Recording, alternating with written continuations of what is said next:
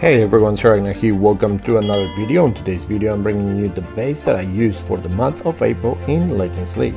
I saw one of the top players hitting this base. These are players that are consistently getting 8 perfect attacks every day, and this player once started. So I knew then and there that I needed to copy this base and test it myself. In the CC I'm currently using 2 Ice Golems and a Witch, as this stalls the Queen charges or other troops for quite a bit, and Town Fails are a very good thing for you since it's gonna give them the 2-star, but at least it's not at 3-star. In the last 4 days he has given 18 3-stars and 8 1-stars between 2 accounts, so 64 attacks in total. Now 18 triples might feel like a lot, but before I changed to this base I was getting perfected or almost perfected on defense every day, so minus 320 trophies every day. There was no way I was going to be climbing. So you might think I got defenses because I have some of my defenses maxed, like the Scattershots, the Infernos, the Eagle. However, I used it with Nanki that only has the Tankle upgraded, and it gave me 6 1-stars and 9 triples and even a 0-star, although that was a disconnect, so we won't talk about that one. Unlike bases I brought before that perform well between the 5600 and 5800 mark in the trophies, I have used this one for the beginning of the May season, and it has given good results in all 3 accounts as well. So let's go and watch some replays from the players in the 5700 trophy range, and let's see how they went. So this is the first one coming in against the base with the hybrid. Now the player that I told you that I saw, he was on the 6000 and something trophy range, and he came in with a hybrid and failed with a 1-star. Well, no, I just said it, he came in with hybrid. Now as well, the other thing that I did with this base, which I'm gonna be modifying as well, as you can see there's a builder hut that I put just next to the Tankle, and basically my reasoning for that was in case someone quakes or something, then the builder hut can go and repair the Tankle. However, that also kills the dead space around the Tankle, which is one of the biggest things in this base, since that dead space around the Tankle makes it really hard for troops to go directly into the Tankle. So you either have to use a blimp, or you used to have a siege machine or a jump to be able to get in there, otherwise the troops just miss it. Now the other good thing about it, the scatters on either side plus the multi-inferno and the Tankle will burn the troops that get to the Tankle very quickly. The tornado trap is just on the back, just in case that they blimp from the 11 o'clock or 10:30 area. And as you can see, this base is very good for giving 1-stars, and this is against good players that are in the 5700 trophy range. Now we've got this one, which is a drag bat. I think he's pretty much going to be swagging all of his bats, but let me just show you what he does. So let's see what this player from Red Blood does. So he uses a E-Drag at 7 o'clock just to create a bit of a funnel. The same thing with a Baby Dragon at 9 o'clock.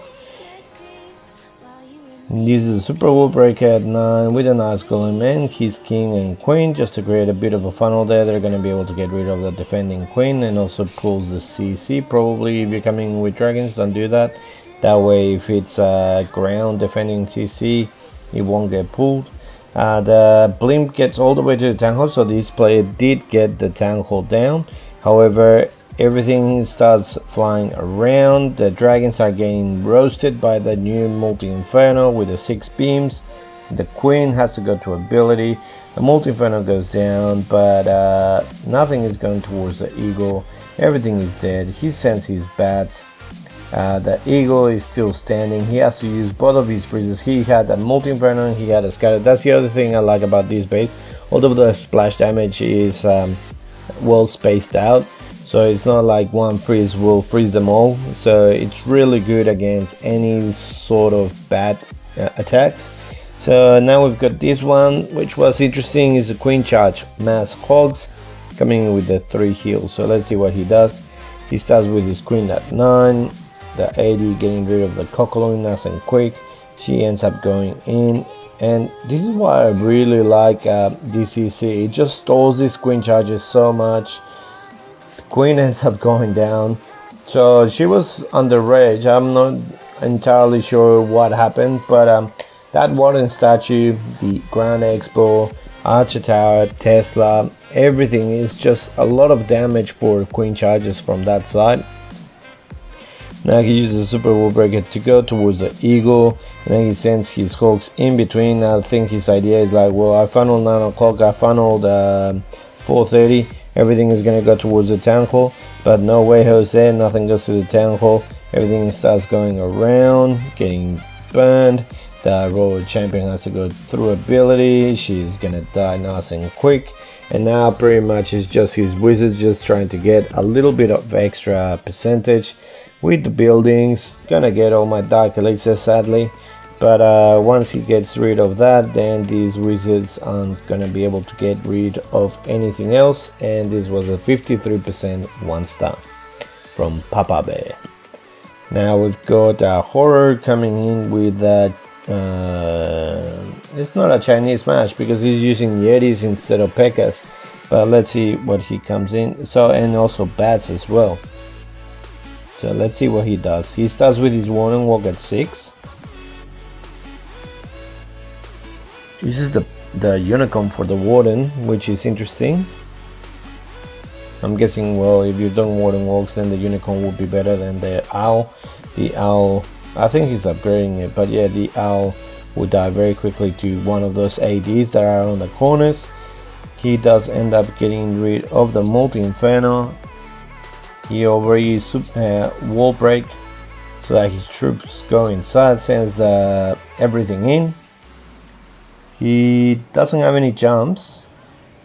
Oh, he does have a jump that he put in the corner on the left hand side, and he sends his blimp to the tank hall. Probably he should have waited to see where his troops were going. They all ended up going to the right, so that jump was swagged. The blimp does get rid of the tank hall, puts the royal champion on the left hand side with the bats. Has to use the royal champ ability very quickly. He still has 2 freezers, uses 1, still has 1 more freezer, still a lot of wizard towers there, and the multi-inferno, so that's not gonna help. And 60% in climbing. These bowlers with the healers are gonna be able to get a little bit more percentage, but not much more than 70% probably. Uses the final freeze to try to get more. 68% in total from Horror on this base. Now we've got Breton coming in again with the drag bat. I think he's the one with the drag bat that where the bats get swagged. So let's see what he does. We've already seen the other guy. He came in kind of similar approach. He had the baby dragon at 9. This one has 2 baby dragons at 9, so both of them die nice and quick. Puts the Ice Golem, the king and the queen again on the same side, creating a bit of a funnel, pulling the CC out. He doesn't have any poison, so again the witch just stalls them so much, and then the Ice Golems, when they die, they allow the witch to spawn so many skellies that are just gonna keep them going. See, those heroes got nothing thanks to that CC. Now the dragons come in, puts the blimp there. The blimp gets trapped on the tornado trap, and then obviously over there we also have a giant bomb and small bombs, and then we have the 2 scatters that just hit those things so quickly. And now let's see, there's the builder rebuilding that town hall. So he puts his bats there, but the builder is just rebuilding it. It doesn't really matter. He ends up swagging his other freeze for the eagle, I don't know, probably.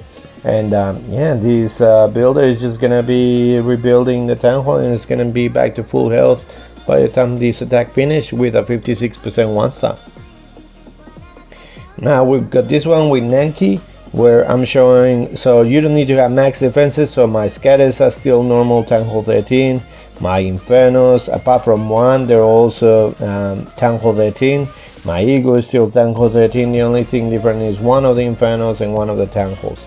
So he's coming with Yetis and Witches. So he starts with his Queen Walk from 12, going down, gonna get rid of the king. He uses the poison for the witches, so actually on this account I'm using Mass Headhunters for the CC. It seems to work well as well, although if they're coming in with a poison, it doesn't work that well. Now she's gonna keep walking down, gets rid of the Warren statue, gets rid of the expo. Now the Inferno is going to start targeting his healers. He's sending all of his Yetis from 9 o'clock. Now this is in the 5700 trophy range as well with Nanki. So these are really good players. And they're going against pretty much Tango 13. He's got his Unicorn, he's got his Owl, he's got his Lassie. So he's got 3 out of 4 pets. So this is basically a dip. But everything is just going around the town hall. Nothing went into the town hall. He tried sending his Royal Champion to the town hall, but ended up diverting. His Queen has to go to ability. Everything is walking around. The witches are walking around, and there's a couple of layers there, so it's gonna be pretty hard for the Queen to break through the wall. The town hall ends up burning all the skellies. The Queen does end up going through the wall, but then dies to the beams very quickly. The Yetis die. This was a 99% 1-star from the old Padrino. We've got this one from Jouet coming in with a mass minus as well. And I think this is the last replay I'm going to be showing you. So he starts with his Queen charge at 5 o'clock. Couple of Cocoloons, they find a black mine, and she's going to be walking all the way inside. Baby Dragon, just to make sure that she does go in. She's going to be able to get rid of the Multi-Inferno, and she's going to be able to get rid of the Eagle. So really nice charge so far. King and Siege Barracks to the right, sends all of his miners in, and they're all going to be going around the base. Sadly, he doesn't have anything to jump into the town hall, and he's already used the Siege Barracks since he had Hawks in there. So nothing is going into the town hall. He uses a freeze so that it doesn't kill his healers. Everything is still going around. Nothing is gonna get the town hall since everything went around. That's what I love about this base. The way that the walls are placed, it just keeps everything away from the town hall. It's just amazing. Like nothing goes to the town hall, which is why I think I messed up when I put that builder hut there. So I'm just gonna be removing that, probably do that as well, and that's gonna make it even better. So well, that's the base. I'll leave the link in the description below. Let me know how you go with it if you do use it. It's actually really strong out of the 56 to 5800 trophy mark. As I said before, I was getting tripled all the time, and now only just a few. So let me know how you go. If you liked the video, please click the like button, subscribe to the channel, and I'll see you next time with more Clash. See ya.